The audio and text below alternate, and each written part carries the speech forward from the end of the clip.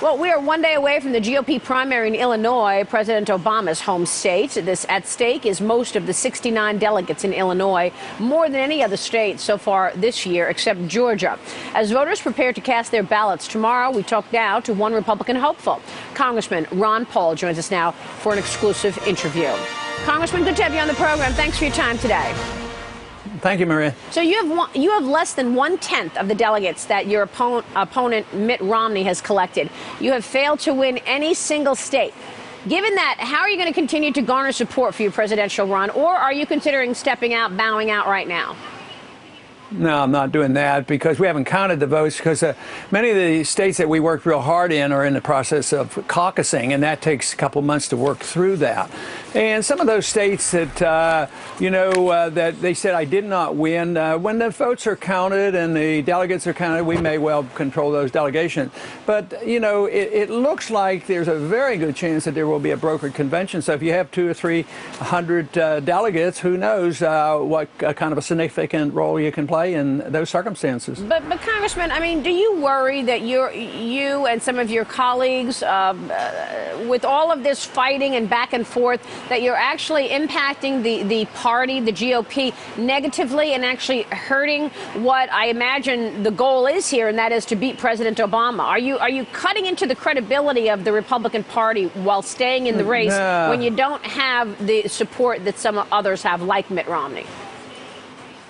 No, I don't think debating the issues do. I think that's healthy. I mean, the Democrats did it last go around and it didn't destroy their party. But I think the biggest thing is, what is the image of the Republican Party? If the image is that they're promoting only one thing, that Obama is too weak and that we need more war, we need more spending, we need more invasion of our privacy, we need to deal with birth control pills, and on and on. Some of these things I think can hurt, but that's the whole system. But if it's debate of the issues, because I disagree with the other candidates on spending. Actually, I want to cut spending. None of the others have actually indicated they'd cut anything. So I think that is important. That doesn't help Obama. It means that you have to have a debate within the Republican Party. I thought the Republicans, would want somebody that would really want to cut and be conservative and balance the budget. And that, of course, is what my platform is all about. Would you consider running for vice presidential nomination? Oh, I wouldn't run for it. No, I wouldn't consider that. I mean, would you consider? Obviously, no one's going to run for it, but would you consider a vice presidential nod? Well, considering it is a pretty broad term. You'd consider anything anybody talks to you about. The likelihood is pretty minuscule that it would happen, and it'd be pretty minuscule that the conditions would make me very happy about it, too. But to consider it and talk about it, a reasonable person would always be willing to consider something. There's talk that you could throw your support behind Mitt Romney if he falls short of the delegates. Any truth to that? Would you consider backing Mitt Romney if, in fact, you were to step aside?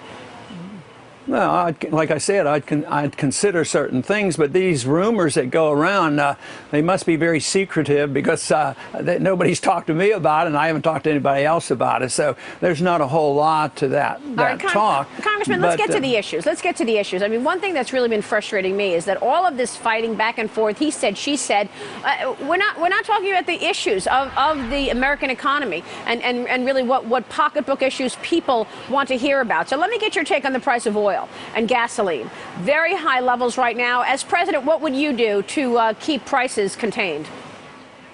Quit inflating the currency. Just quit debasing the currency. The other day, when Bernanke was before the committee, we talked about the price of gasoline. I said, well, in terms of a silver dollar that I held up, I mean, it only costs a dime. So it's the money that's going bad. It isn't a sound currency. Prices are actually going down. So you have to quit the spending. You have to quit allowing the Fed to monetize debt. You have to change this whole philosophy that you get out of a debt crisis by having the debt increase exponentially worldwide. That to me is crazy talk. And then they say, why are prices going up? Well, they're going up mainly for the monetary reason, but they're also going up for hindrance to drilling and over-regulation and the various things like that. Those are contributing factors. But the big issue is the devaluation of the currency. So expect energy prices to continue unless we deregulate and allow us to have a sound currency. Then you would have low prices. prices for oil. Oil prices would actually be going down as they have in gold and silver over the last 30, 40 years. Which is why you've been very critical of the Federal Reserve. And a lot of people would say that the Fed has done a better job than the Treasury and government in terms of getting us out of the economic upset of 2008. I wonder what statistics they're reading. I mean, the true unemployment rate's close to 20%. Inflation is very, very significant. Debt is exploding, and all we're doing is increasing the amount of regulations. That's Congress's fault. More regulation, whether it's Sarbanes-Oxley or Dodd-Frank or Obamacare. No wonder people don't want to invest. And now there's an international competition for the dollar because other people want to use something other than the dollar.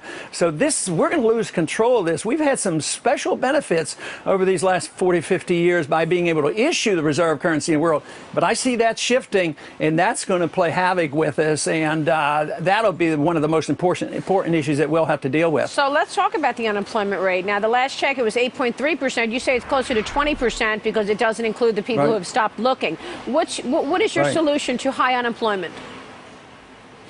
Well, you have to restore the confidence. That means you have to quit the spending and know that we're not going to just finance debt.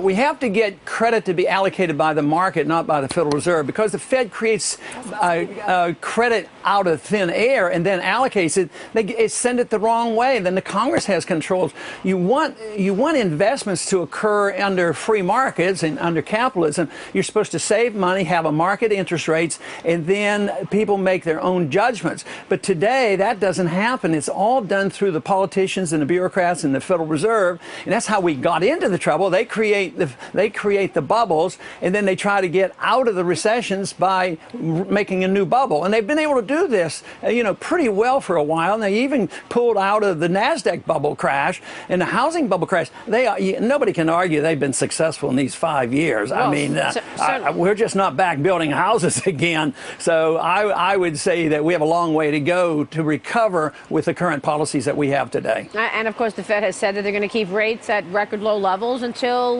the end of 2014. So it certainly feels like more to come on that front. We'll be watching you in Illinois. Congressman, good to have you on the program. We so appreciate your time tonight.